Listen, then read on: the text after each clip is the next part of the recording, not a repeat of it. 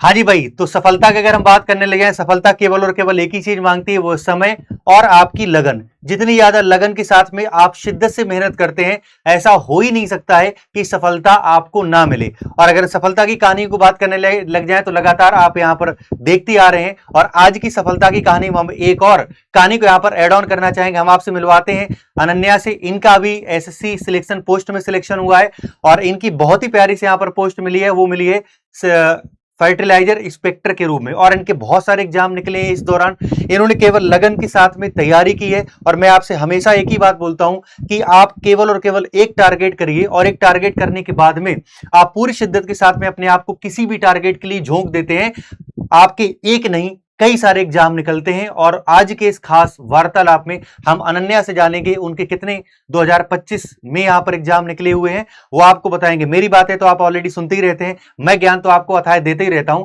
लेकिन वो एक खास मोमेंट होता है जब स्टूडेंट आपके सामने सिलेक्ट होकर आता है और वो अपनी कहानियों को बताता है, अपनी जर्नी को शेयर करता है। और जब आपको अपनी जर्नी को बताता है तो बहुत सारी परिस्थितियों का सामना उन्होंने किया होता है, बहुत सारी उनके सामने समस्याएं आती हैं, और आप कहते हो ना कि समस्याओं को डर के आप भाग जाते हो, लेकिन जो समस्या आज आप फेस कर रहे हो, कल के दिन किसी और ने उस समस्या को फेस किया, और फेस करके उन्होंने अपना सिलेक्शन के रूप में, अपनी मेहनत को सिलेक्शन के रूप में तब्दील भी किया। तो हम अनन्या से जानेंगे, लेकिन हम आज की वार्तालाप को शुरू करने के पहले अनन्या के सम्मान करना चाहेंगे, क्योंकि आप जानते हैं कि स्टूडेंट हमेशा एक टीचर का सम्मान करता है, और एक ही दिन ऐसा आता है जहां पर टीचर स्टूडेंट को सम्मान करता है। तो मैं चाहूंगा पहले हम अनन्या के सम्मान करें, इसके बाद में उनसे वार्तालाप करेंगे।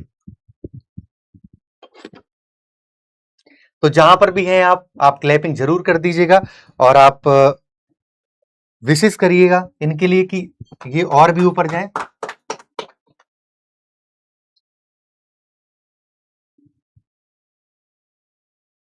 हाँ जी, तो अब हम अनन्या से बारी बारी से यहाँ पर हम क्वेश्चंस पूछेंगे, और बेसिकली वो क्वेश्चंस मेरे नहीं होंगे, आपके द्वारा ही हैं, जो आप कमेंट बॉक्स के थ्रू, व्हाट्सएप के थ्रू, या डायरेक्ट आप जब सामने मुझसे मिलने आते हैं, जो आपकी समस्याएं आती हैं, उन्हीं समस्याओं जो आपकी समस्या आती हैं वही क्वेश्चंस हम अनन्या से पूछेंगे।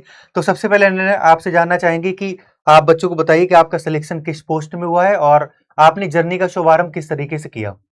मेरा सिलेक्शन तो अभी फर्टिलाइजर इंस्पेक्टर की पोस्ट पे हुआ है, और सिलेक्शन पोस्ट के मेरे काफ़ी पोस्ट में सिलेक्शन हुआ है, ग्रेजुएट लेवल के 12 पोस्ट में ओवरऑल हुआ है, और एक DSSB में भी हुआ है, एंड एसएससी सीपीयू का भी फिजिकल लगा हुआ है। मींस सिलेक्शन तो हो रहा है, लेकिन अभी डिजायर्ड पोस्ट के लिए लड़ाई चल रही है। तो अभी पढ़ाई तो जारी है, सर से बात भी होती रहती है, बीच-बीच में गाइडेंस वगैरह जब चाहिए होती है, तो सर अवेलेबल रहते हैं, पीडीएफ्स वगैरह प्रोवाइड कर देते हैं। तो कभी ऐसी प्रॉब्लम आती नहीं है कि प्रैक्टिस कहाँ से करनी है, तो उसके लिए तो सर के बुकलेट्स वगैरह भी हैं मेरे पास। तो अभी रेलवे का भी मेरा मेंस लगा हुआ है, एनटीपीसी का ग्रेजुएट लेवल का, तो रीज़निंग में उसमें भी अच्छे क्वेश्चन्स आते हैं रीज़निंग के, तो उसके लिए फिर से वही बुकलेट हमने कल ही ओपन करी थी फिर से। और स्टार्टिंग में मेरी कुछ नहीं, बस ऐसे ही यही था कि प्रिपरेशन करनी है, और अर्थ अकेडमी गए, फिर सत्यम सर वहाँ पे रीज़निंग बहुत अच्छी पढ़ाते थे। मीन्स सिर्फ सर से ही रीज़निंग पढ़ी है, उसके अलावा यूट्यूब के भी इतने प्लेटफ़ॉर्म्स हैं, और कहीं से भी मतलब पढ़ने की ज़रूरत ही नहीं पड़ी, और ना ही मुझे मतलब पता है कि कौन क्या। सिर्फ सर ने इतना अच्छा मतलब एडवांस लेवल तक पढ़ा दिया कि अगर बैंकिंग का भी प्री दिया है तो क्लियर हो गया। वो बात अलग है कि मेंस देने गए ही नहीं, क्योंकि बैंकिंग की लाइन में जाना ही नहीं था। तो ऐसे ही प्री दे आते थे और हो जाता था उसमें भी। तो अच्छा अनन्या, आप थोड़ा सा आप बताइए डिटेल में कि आपने किस ईयर में तैयारी करना शुरू किया। मतलब 2000 शायद, आप मेरे ख्याल से कुछ कुछ याद आ रहा है 24 में आए थे ना, आई थिंक नहीं, 23 में आए थे, 22। 22 में आए थे ना। हाँ। अच्छा 2022 में आए थे, मुझे आज अच्छे से याद है, मतलब 23 में आए थे ना। नहीं, 22। अभी हम बात करेंगे, मतलब अनन्या के पिताजी यहाँ पर बैठे हुए हैं, और मैं तो क्लास पढ़ा रहा था। किन्हीं के माध्यम से एक हमारे फ्रेंड हैं, और वो मतलब मेरे साथ में मैंने टीचिंग की हुई है, तो उनके साथ में वो बीटीसी करके गवर्नमेंट टीचर वो है, पंकज नाम है, तो उनके माध्यम से आए, मैं क्लास पढ़ा रहा था, सर से मिला जाके, उन्होंने बताया। तो अनन्या के बारे में हम आपको एक बात बताना चाहेंगे कि इनके साथ में एक और इनकी फ्रेंड आती थी, उनका नाम था सिमरन। कभी मौका मिलेगा तो वो भी, मतलब अभी इस समय एक्साइज इंस्पेक्टर के पोस्ट पर है, और वो मैंगलोर में इस समय पोस्टेड है। तो मौका मिलेगा हम उनसे भी आपका मतलब इंटरव्यू शेयर करेंगे। तो ये और सिमरन दोनों बच्चे आते थे, और 3 बजे का टाइम था, और ये जो अभी महीना चल रहा ना, मई जून का, इसी टाइम पर वो बच्चे आते थे और आज दिन तक मैं रिकॉर्ड आपको बता रहा हूँ, कभी ऐसा हुआ ही नहीं है कि ये क्लास में ना आए हो। आप लोग क्या करते हो, एक्सक्यूज करते हो, क्या एक्सक्यूज करते हो, भैया धूप बहुत तेज है ना, आज मन नहीं है जाने का। और हम इन बच्चों को ऐसा नहीं बोल रहा हूँ कि सिलेक्ट हो गए इसलिए तारीफ कर रहा हूँ, मैं जेन्युइन बता रहा हूँ कि 3 बजे इतनी ज्यादा धूप होती थी, कई बार तो मेरा खुद भी क्लास लेने का मन नहीं करता, लगता था यार बहुत धूप है आज नहीं जा रहा, भाई मुझे तो जाना ही पड़ेगा क्योंकि मेरा तो काम ही है। लेकिन ये दोनों बच्चे लगातार आते थे। क्लास की अगर हम बात करने लग जाएं, इन्होंने ऐसा कोई टेस्ट नहीं होगा जो मिस किया हो, ऑलवेज ये क्लास में लगातार टेस्ट भी देते थे और लगातार मतलब उस पर काम भी करते थे, टॉप 10 में टॉप 5 में आते रहते थे। और जब कभी ऐसा होता था कि जहां पर इनको प्रॉब्लम्स आती थी तो वो साझा भी करते थे कि सर इस जगह पे मेरी प्रॉब्लम आ रही है, और उनको प्रॉपर तरीके से गाइडेंस भी मिलती थी। आजकल की अगर हम बात करें, स्टूडेंट मेनली मतलब क्या है, भाग रहा है, टेस्ट नहीं देते हैं, रेगुलर टेस्ट नहीं देते हैं, मॉक टेस्ट नहीं लगाते हैं। ये बच्चे लगातार वो प्रयास करते थे और इनके साथ के सिलेक्शन का मतलब सिलेक्शन हुआ था इनके साथ में सिमरन का एक्साइज इंस्पेक्टर पे, इनका भी यहाँ पर सिलेक्शन हुआ है। तो वही चीज आपको बताना चाहेंगे कि जब आप समस्याओं को से दूर भागते हैं तो समस्या मान लीजिए आप उतनी तेजी से भागती है आपके पीछे, तो समस्याओं को डटकर जब जब तक आप सामना नहीं करेंगे आप सफल नहीं होंगे। समझे मेरी बात। तो अनन्या, और आपसे जानना चाहेंगे, आपने 2023 में जर्नी को शुरू किया और सबसे पहला कौन सा आपने एग्जाम दिया था, मतलब सर सीजीएल एसएससी सीजीएल का ही दिया था फर्स्ट ग्रेजुएशन एग्जाम। मतलब आपका हो गया जब आप तैयारी करने आए नहीं, थे? अपेयरिंग में दिया था। अपेयरिंग में, आफ्टर ओके 12th तैयारी स्टार्ट कर दी ओके थी ओके। 2022 में ही। हाँ। 22 में आपका 12th हुआ और इसके बाद नहीं आपने नहीं, 12th तो 21 में हो गया ओके। था, 22 से आने लगे थे कोचिंग। अच्छा, 22 में हाँ आपने बेस बनाना शुरू कर दिया। हाँ। अच्छा, जैसे यूपी के बच्चों के मन में वो बहुत रहता है कि मुझे ना दरोगा बनना है, मुझे पुलिस में जाना है, या यूपी में लेखपाल के एग्जाम की तैयारी करनी। कभी आपके मन में ऐसा नहीं है कि मतलब एक फिक्स था, माइंडसेट था कि मुझे तो एसएससी ही देना है, हम्म तो वो विजन था, मतलब पहले क्लियर था? हम्म ओके।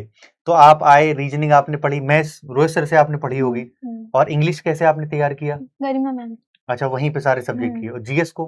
जीएस तो ऑनलाइन भी करी है, अच्छा काफी ऑनलाइन बहुत जगह से पढ़ी है जीएस, शशिकांत सर से भी पढ़ी, अच्छा अपेक्स अच्छा। में भी पढ़ी, और फिर ऑनलाइन परमार सर। ओके। जो जितने लोकल के टीचर्स हैं, मतलब हाँ मुझे लगता है कि हर जगह आपने स्वाद लिया जीएस यस। के लिए। बाकी हाँ रीजनिंग, इंग्लिश और मैथ्स में फिक्स वो थे वो फिक्स थी, टीचर्स। Yes sir. बहुत अच्छी बात है। और टीचर्स मतलब हमें ऐसा लगता है कि टीचर का जो चुनाव होता है ना, वो एक बार करना चाहिए, चाहे आप 1 महीने समय लगा दें, बार बार टीचर बदलने से दिक्कत ही आती है।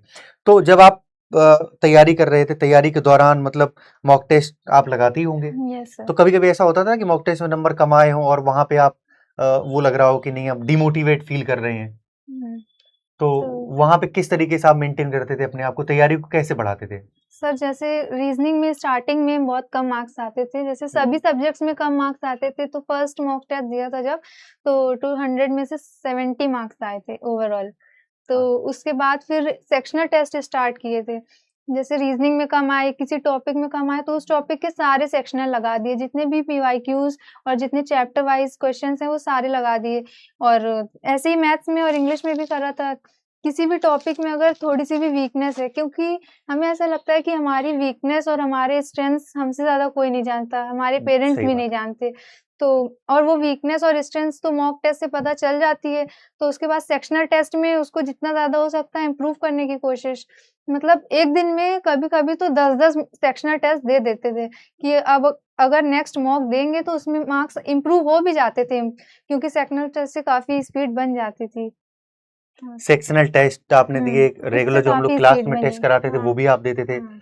है ना? क्योंकि मतलब जिस एकेडमी में हम पढ़ाते रहे, अर्थ एकेडमी में, वहाँ पे एक पॉलिसी भी है कि हम लोग मतलब आपने देखा होगा कि रीजनिंग, इंग्लिश और मैथ्स के हर वीक में, पहले तो वीक में प्लान किया था, फिर 15 दिन कर दिया था। हुँ। जैसे चैप्टर खत्म होता है हम लोग टेस्ट कराते हैं और उसका बहुत बच्चों को फायदा यस, मिलता है। यस। और बहुत सारे जो बच्चे हैं वो मतलब नहीं उस चीज को फॉलो करते हैं, तो उनको फिर स्कोरिंग नहीं हो पाता है। उनको लगता है भाई टेस्ट को ना मतलब रियल एग्जाम के तरीके फेस करना चाहिए, हुँ, मुझे ऐसा लगता है। और आप लोग यस। करते थे तो उसका यहाँ पे रिजल्ट भी बच्चों को मिला है। तो आपने ऐसे इंग्लिश और सारे सब्जेक्ट, अच्छा बच्चों के सामने एक समस्या आती है जब वो एसएससी की बच्चा तैयारी करता है, वोकैब की मेन समस्या, उसको आप किस तरीके से मतलब पढ़ते थे? वोकैब निमोनिक्स बना के काफ़ी वोकैब पढ़ी है। हाँ, कोई तो पर्टिकुलर आपने बुक को लिया था क्या? हाँ, अच्छा नॉर्मन लुइस वर्ड पावर। अच्छा, वर्ड पावर की हो जाती थी, हाँ, रेड कलर की छोटी सी यस आती है सर। ना? हाँ, ओके वो ओके। गरिमा मैम ने मतलब पूरी याद करा दी थी, सुनती अच्छा थी अच्छा। ना क्लास में। हाँ हाँ सुबह हाँ 8 बजे, तब विंटर्स का टाइम था, सुबह 8 बजे का बैच लगता था, हाँ हाँ हाँ ऊपर उनके रूम में। हाँ हाँ हाँ। तो 5-6 बच्चे ही जाते थे, अच्छा अच्छा। तो उसमें बराबर जाते थे। हाँ, वोकैब तो मतलब वही है कि आप जितना हाँ, अभी भी पढ़ते आप ही हैं बोलेंगे, वोकैब। जितना एक यस सर, दूसरे से आप बात करेंगे, उतनी बेहतर तरीके से यस सर। आपकी तैयारी भी हो पाएगी। तो ये आपका मतलब तैयारी का इस तरीके से आपने किया। और कोई ऐसा एग्जाम हुआ है जो आपने दिया हो ना क्रॉस हुआ हो? हाँ, अभी सीजीएल 2024 वाले में भी यही हो गया था कि सेंटर इतना खराब था कि माइंड पूरा डाइवर्ट हो गया था। कंसंट्रेशन से हम एग्ज़ाम दे ही नहीं पाए थे उस टाइम। आते हुए क्वेश्चंस इस तरह से गलत भी हो गए और फिर वही मार्क्स तो आ गए थे लेकिन सिलेक्शन नहीं हुआ, फाइनल लिस्ट में नेम भी नहीं था। फिर अभी 2025 वाले में भी कुछ ऐसा हुआ कि कंप्यूटर इतनी इर्रेलेवेंट मतलब जानते ही हैं सब कि इर्रेलेवेंट ही पूछी गई थी। तो उसमें भी 310 नंबर थे मेरे सीजीएल में। वो उसमें भी नहीं हो पाया। अब बाकी ये सिलेक्शन पोस्ट की लिस्ट आ तो गई है, उसमें एक प्रयागराज में मिनिस्ट्री ऑफ डिफेंस वाले की तो डीवी की भी डेट आ गई है। तो अभी इसको जॉइन कर लेंगे, फिर बाकी तैयारी चलती रहेगी, स्विच करते रहेंगे लेवल्स में। जैसे आपने बताया कि आपके कई सारे एग्जाम से निकले हैं, एक तो सिलेक्शन पोस्ट में आपका फाइनल सिलेक्शन तो हो ही गया है ना, और ये वाला हो गया, और भी आपके एग्जाम साथ साथ पैरेलल चले जहाँ पे सिलेक्शन क्लियर है। एमटीएस के लिए बताया जा रहा था। वो इसी से सिलेक्शन पोस्ट वाले की पोस्ट है। अच्छा, उसी में मतलब यस सर, उसपे ओके। तीनों लेवल में हो गया था। हम्म। और एक डी ट्रिपल एसबी का दिल्ली बोर्ड का दिया था, अच्छा अच्छा। जूनियर असिस्टेंट का, ओके ओके। उसमें हो गया है। तो कहने का मतलब वही है कि जब आप एक बार तैयारी करते हो, बहुत अच्छे तरीके से करते हैं, तो सिलेक्शन केवल एक एग्जाम का नहीं निकलता है, सारे एग्जाम निकलते हैं। तो मैं हमेशा बच्चों से एक ही बात बोलता हूं कि आप तैयारी को इतनी धमाकेदार करिए, आप तैयारी को इतना बेहतर तरीके से करिए, शिद्दत के साथ करिए कि ज्वाइनिंग लेटर ना आपके दस्तक दे रहे हो आपके दरवाजे पर, और फिर आप उसका चुनाव करें कि हमें किस वाली पे जाना, किस वाले पे नहीं जाना। तभी तैयारी करने का मजा भी है। आजकल हम देखते हैं बच्चे 10-10 साल तैयारी कर रहे, कांस्टेबल नहीं निकाल पा रहे। उसके पीछे वजह कहीं तक हमें लगता है कि वो रेगुलरिटी के साथ में तैयारी नहीं कर पाते हैं। आप भी हुँ। तैयारी करते हो, कई बार ऐसा लगता होगा कि नहीं हम क्लास नहीं जाए, है ना? कई बार आपको लगता होगा कि हम मॉक टेस्ट नहीं लगाएं आज, कई बार लगता होगा कि हम ना पढ़ें, लेकिन आप अपने आप को मोटिवेट रखते हो। किस तरीके से आप मैनेज करते थे वहां पे जब लगता था नहीं पढ़ना है, फिर भी जूझे पड़े हैं? ऐसा कभी लगा ही नहीं कि नहीं पढ़ना है, यही लगता था पढ़ना तो है ही। हाँ हाँ। और फिर साथ में सिमरन भी थी तो ये था कि कोचिंग अगर नहीं जाना है तो क्यों नहीं जाना है, मन नहीं है, रीज़न होता नहीं था कोई, तो हाँ। कोचिंग तो जाना ही है। अगर उसका कभी मन नहीं हुआ तो हम लोग के पास एक स्पेसिफिक या तो रीज़न हो कि कोचिंग क्यों नहीं जाना है, और रीज़न नहीं है तो फिर जाना है। और गर्मी, धूप, बरसात ये कोई रीज़न्स तो नहीं होते ना जाने के। तो बस कंसिस्टेंसी तो ख़ैर बनी रही थी, बाकी ये जब जब सिलेक्शन आपका हुआ और रिजल्ट में नाम आया तो पेरेंट्स को आपने बताया, क्या रिएक्शन था? हाँ, बहुत खुश थे, हम तो रो ही रहे थे स्टार्टिंग में जब हुआ था, क्योंकि सीजीएल वगैरह का काफ़ी था कि हो जाएगा, हाँ हाँ। 25 वाले में तो पूरी उम्मीद थी, लेकिन वही कंप्यूटर की वजह से तो जब इसमें नाम आ गया तो फिर तो रो ही रहे थे। तो रिएक्शन क्या था मतलब पेरेंट्स का? तो अनन्या के पिताजी हमारे सामने यहाँ पर मौजूद है, मैं चाहूंगा कि आप आइए और बताइए किस तरीके से आपने मतलब हेल्प की, किस तरीके से पढ़ते थे। आ जाइए। सबसे पहले आपका बहुत बहुत आभार है, आप जय आए यहाँ पर, है ना? माइक माइक मैं आपको देता हूँ। जी। हाँ, तो मतलब आप ये बताइए कि अनन्या जैसे पढ़ती थी, उनका शेड्यूल क्या था पढ़ने में? ये जब तैयारी करने के लिए आई उसी टाइम पे मतलब इन्होंने अपने आप को भुनोया, या स्टार्टिंग से ही मतलब ये पढ़ने में बहुत अच्छी थी? स्टार्टिंग से प्रेशर नहीं थोड़ा दिया सा इसको, जो करना था हाँ उसके हिसाब से हम बस इसके साथ देते गए हाँ कि हाँ। जब जाना है कोचिंग साथ लेके जाना है, फिर आना है। और फिर बाद में तो स्वतः ही आ जाती थी, चली जाना। लेकिन कभी डिमोटिवेट नहीं होने दिया। हाँ हाँ, एक बारी ऐसा हुआ कि मेरा सिलेक्शन नहीं हुआ था जब सिमरन का हो गया था, हाँ हाँ। तो उसके बाद भी पापा मिठाई लेके आए थे, कहते हैं अब 1 साल और रहोगे हम लोगों के साथ। ओह! तो देख रहे हो भाई, कभी मतलब कितनी ये प्राउड की बात है कि सिलेक्शन नहीं हुआ और पेरेंट्स ने इतना ज़्यादा सपोर्ट किया। अब हमने भी देखा बहुत सारे पेरेंट्स ऐसे होते हैं कि सिलेक्शन नहीं हो तो दबाव बनाते हैं।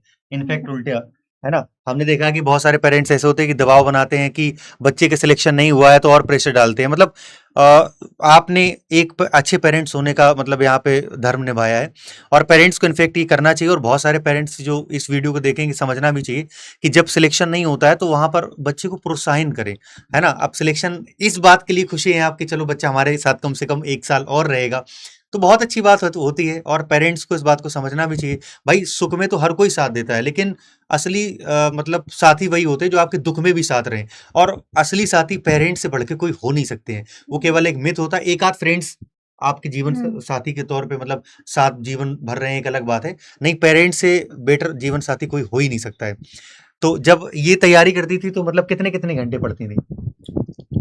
टाइम की कोई लिमिट नहीं है। अच्छा, मना करना होता कि अब बंद करो। अच्छा, अच्छा। कभी ऐसा ये होता था कि आपको कहना पड़ा हो कि नहीं आप पढ़िए? नहीं कहे कभी नहीं कहना पड़ा। हमने बताया शुरू से प्रेशर नहीं दिया हमने, अच्छा, अच्छा। जो करना है हाँ, उसी के साथ में चले। हाँ। ये नहीं, करो अपना हमने नहीं दिया कि तुम्हें ये करना है। मतलब आपने बच्चों के ऊपर छोड़ अरे दिया है कि अपना एम शुरुआत से बता दिया, बस वो एम डिसाइड रखो, हाँ, एक हाँ। लक्ष्य, हुँ। बस उसी को पाना है, बस ये सोच के चलना है।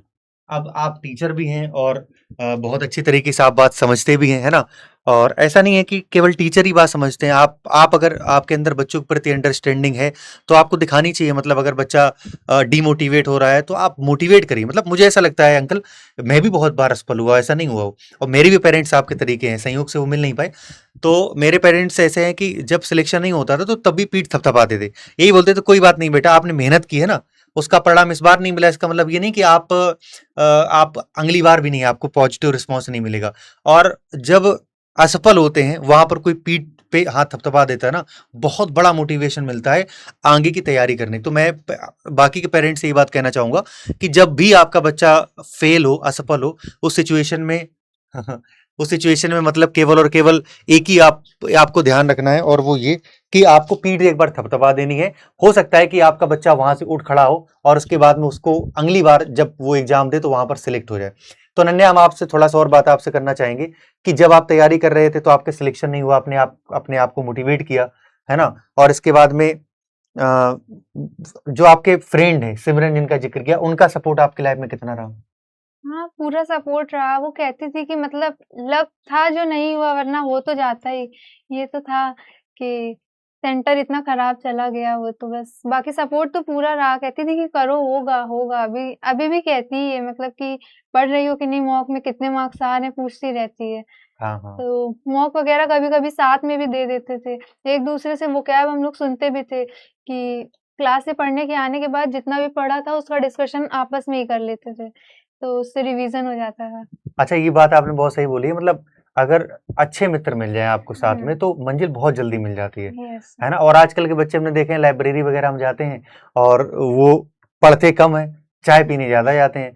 पढ़ेंगे 2 घंटे, 1 घंटे वो चाय पीने में टाइम बर्बाद कर देते। तो आपकी तैयारी जो होती थी, वो घर पे ही होती थी या फिर लाइब्रेरी वगैरह आपने जॉइन कर रखी थी? कोचिंग तो जब करी है, जब सिलेबस खत्म हो गया तो लाइब्रेरी जॉइन कर ली अच्छा, थी। अच्छा। यस। आपको लगता है कि घर से बेटर लाइब्रेरी में पढ़ाई हो सकती है? वो खुद पे भी डिपेंड करता है कि यस आप सर। कितने ज़्यादा फ्रेंड सर्कल में ऐड ऑन है ना? हाँ। बहुत सारे बच्चे हमने देखा है लाइब्रेरी में जाते हैं, वो इतनी दोस्ती यारी में लग जाते हैं कि वो सब भूल जाते हैं कि हमारा कोई पेपर भी लगा है। मुझे लगता है कि नहीं करना चाहिए। 3 जगह पे, एक लाइब्रेरी, एक मंदिर और एक जिम।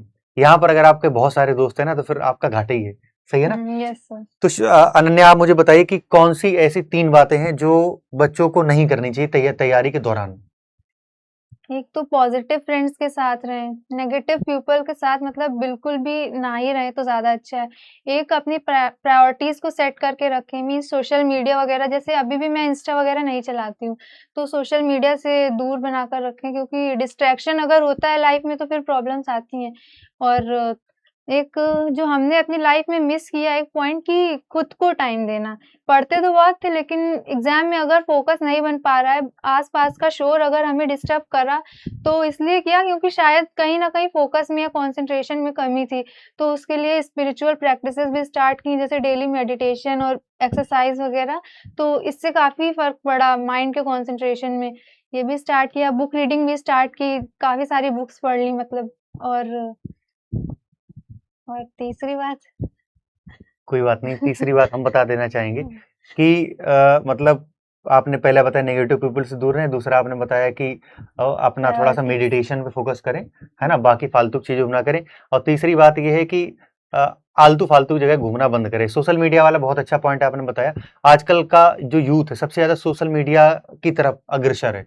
देखते हैं कि ऐसा नहीं कि आप देखोगे, पहले के टाइम पे क्या होता था, यूट्यूब नॉर्मल होता, अब शॉर्ट्स चल गया है। यस। यूट्यूब पे जाओगे वो भी शॉर्ट्स है, एक्चुअल में रील ही है वो। इंस्टाग्राम पे जाओगे बतेरी रील पड़ी है, एबी पे जाओगे तो रील है। अब तो एक वो चल गया, क्या नाम, स्नैपचैट, वहां पर भी रील ही आपको देखने को मिलेंगी। तो हर एक जगह पे रील है। तो सोशल मीडिया को जितना आप अवॉइड करेंगे, सिलेक्शन के चांस उतनी ही बढ़ेंगी। स्क्रीनिंग टाइम जितनी आपकी कम होगी, उतनी सिलेक्शन की अग्रसर आप ज्यादा होंगे। तो इन्हीं सब बातों पे आप ध्यान करेंगे तो आपका सिलेक्शन हो जाएगा। और मतलब अनन्या, सिमरन का बार बार नाम आ रहा, अनन्या आपसे मतलब आपसे कहना चाहेंगे कि बच्चों को क्या आप लास्ट में बताना चाहेंगे, ताकि वो भी उसी पैटर्न के आधार पर तैयारी करें और ताकि उनका यहाँ पर सिलेक्शन हो जाए। और एक बात और पूछना चाहेंगे कि रीजनिंग में बच्चे अक्सर बोलते हैं कि सर जी आप ट्यूशन बहुत ज्यादा कराते हो, क्योंकि मेरी बुकलेट आपने देखी होगी, यस। कैलेंडर में जैसे मुझे 10-11 क्लास लगती हैं, कंटेंट में देता हूँ। बच्चे कहते हैं कि आजकल के टाइम के बच्चा ना शॉर्ट्स वाला हो गया है, रील वाला हो गया है, उसको बहुत ज्यादा टाइम नहीं देना, उसको ये लगता है कि हम शॉर्ट तरीके से तैयारी कर लें, क्योंकि मुझे टाइम लगता है, मतलब 5-6 महीने मुझे लगता है रीजनिंग खत्म करने में। और क्योंकि मैं प्रैक्टिस भी कराता हूँ तो बहुत सारे बच्चे बोलते हैं इतने सारे क्वेश्चन कराने की क्या जरूरत है। तो क्या कभी आपको लगा कि वो चीजें हमारे लिए डिफेम कर रही हैं या बच्चों के लिए बहुत ज्यादा मतलब निगेटिविटी की तरफ लेके जा रही हैं? तो वो थोड़ा सा बताइए। और रीजनिंग को आपने कुछ अलग से भी क्या ट्राई किया, अलग बुकलेट को थोड़ा सा बताइए। नहीं, अलग से तो कुछ नहीं ट्राई किया। मीन्स जितनी सर आपने दी प्रैक्टिस बुकलेट्स उन्हीं को ही बार-बार लगाया और आपकी पीडीएफ्स ही लगाई बार-बार। तो आपका कंटेंट तो सर बढ़िया था और फिर इनफ था। मीन्स उसके अलावा कहीं जाना ही नहीं पड़ा। और लेकिन ये है कि आप जितना होमवर्क देते थे तो उतना होमवर्क करते थे। तो चाहे आप 100 क्वेश्चंस दें, 200 क्वेश्चंस दें, आप देते थे। स्टार्टिंग में जब नंबर सिस्टम वगैरह आता था तो 300 क्वेश्चंस भी आप दे हाँ, देते थे। नंबर सीरीज के तो हाँ, मतलब मैं उसके करता था। बहुत देते थे। तो करते थे, लेकिन सारे क्वेश्चन करते थे और नहीं आते थे तो सर से पूछते भी थे। बस यही कहना चाहेंगे कि अपने टीचर पे विश्वास करें, क्योंकि विश्वास बहुत बड़ी चीज़ है। मतलब बार-बार जैसे ट्रेंड चल रहा है, टीचर्स भी बदल लेते हैं, तो मैंने तो किसी और से पढ़ा ही नहीं, सर से ही रीज़निंग पढ़ी है सिर्फ़। और सर ने काफ़ी अच्छे तरीके से पढ़ा दिया है कि बताया, जैसा कि बैंक लेवल तक का आराम से सॉल्व हो जाता था। और कैलेंडर अभी तक इतने अच्छे से पढ़ाया कि अभी भी याद है कि 033, 614, 615, हाँ, 035 इस हाँ तरह से कोड्स जी। सारे बिल्कुल रटे हुए हैं। इतने क्वेश्चन सर ने कराए हैं कि वो भूल ही नहीं सकते। और अगर उतने क्वेश्चन सर ना कराते उस टाइम तो शायद आज ये कोड्स ना याद होते। जितने आसानी से सॉल्व हो जाता है रीज़निंग। अभी 15 मिनट का सेक्शनल टाइमर आ गया तो हाँ, अभी हाँ, प्रॉब्लम होती नहीं है, बिल 12 हाँ। मिनट में हो जाती है रीज़निंग। पहले जैसे अभी बच्चे परेशान हो रहे हैं कि रीज़निंग में भी टाइमर आ गया तो क्वेश्चंस छूट रहे हैं। तो ऐसा कुछ हुआ नहीं, मेरी तो 12 मिनट में तब भी हो जाती थी। हाँ, हाँ। तो वही होता है कि जब आप तैयारी को बेहतर तरीके से करते हैं तो फिर सिलेक्शन होना शुरू होते हैं, और फिर एक नहीं कई सारे होते हैं। और बच्चों को क्या बताना चाहेंगे जिससे उनका सिलेक्शन हो जाए? बस लगातार पढ़ते रहें, कंसिस्टेंसी बनाकर रखें, यही कहना चाहेंगे। तो बहुत अच्छा लगा अनन्या से बात करके, और इन्होंने अपनी जर्नी को साझा किया। बहुत सारे चैलेंज भी इनकी लाइफ में आए। इन्होंने चैलेंज को, जब 2024 में इनका सिलेक्शन नहीं हुआ एसएससी में और इनकी फ्रेंड का हो गया, बेसिकली मतलब मैंने देखा है हाँ। आपका सिलेक्शन अगर नहीं होता है दुख तो होता है, हाँ। आपके फ्रेंड का नहीं होता है तो थोड़ा सा दुख कम होता है कि उसका भी नहीं हुआ। लेकिन आपका सिलेक्शन ना हो और आपके फ्रेंड का हो जाए, एक खुशी तो हमें मिलती ही है कि चलो हमारे फ्रेंड का सिलेक्शन हुआ, लेकिन बुरा भी बहुत ज्यादा लगता है, क्योंकि उस समय अब एक साथ आप पढ़ रहे हो, साथ साथ रह रहे हो, और एक का सिलेक्शन हो जाए का ना हो, तो वो फेस भी इन्होंने झेला। 24 में इनका सिलेक्शन नहीं हुआ, फिर 25 में नहीं हुआ, और अल्टीमेट की बात करें फिर इनका एक जगह पे फाइनल सिलेक्शन पोस्ट में सिलेक्शन हुआ। तो हमारे कहने का मतलब ये है कि लगातार जब आप प्रयास करते रहते हैं तो हो सकता है कि जिस एग्जाम के लिए आप तैयारी कर रहे हैं वहां पर आपका सिलेक्शन ना हो, लेकिन इसका मतलब ये कतई नहीं है कि आपका कहीं सिलेक्शन होगा ही नहीं, कहीं ना कहीं जरूर होगा। आपकी मेहनत कभी व्यर्थ नहीं जाएगी, बस लगातार कंसिस्टेंसी के साथ में आपको जरूरत है केवल और केवल सार्थक प्रयासों की, और वो आप करते रहिएगा। और जितना ज्यादा हो सके आप सोशल मीडिया से दूर रखिए। जैसा कि उन्होंने बताया, अब इनको क्या जरूरत है, सिलेक्शन हो ही गया, खूब दिन भर रील बैठ के देखे, लेकिन नहीं कर रही ना, क्योंकि इनके पास में एक टारगेट है कि 2026 में हमें सीजन निकालना है और हमें एक्साइज इंस्पेक्टर या कोई और बढ़िया जगह पे पोस्ट लेना है। तो वही टारगेट आप लगातार बना के चलिएगा, मेहनत करिएगा, और डेफिनेटली जैसे आज यहाँ पर मौजूद है और भी बच्चे आते हैं, कल आप भी यहाँ पर होंगे, और हमें बहुत ज्यादा प्राउड फील होगा, और पेरेंट्स को भी आपके बहुत ज्यादा प्राउड फील होगा जब आपके यहाँ पर सिलेक्शन होगा। तो इसी श्रृंखला, इसी सिलेक्शन की कहानियों में हम अपने शब्दों को यहाँ पर विराम देते हैं। मिलते हैं अगले एपिसोड में। जय हिंद, जय भारत।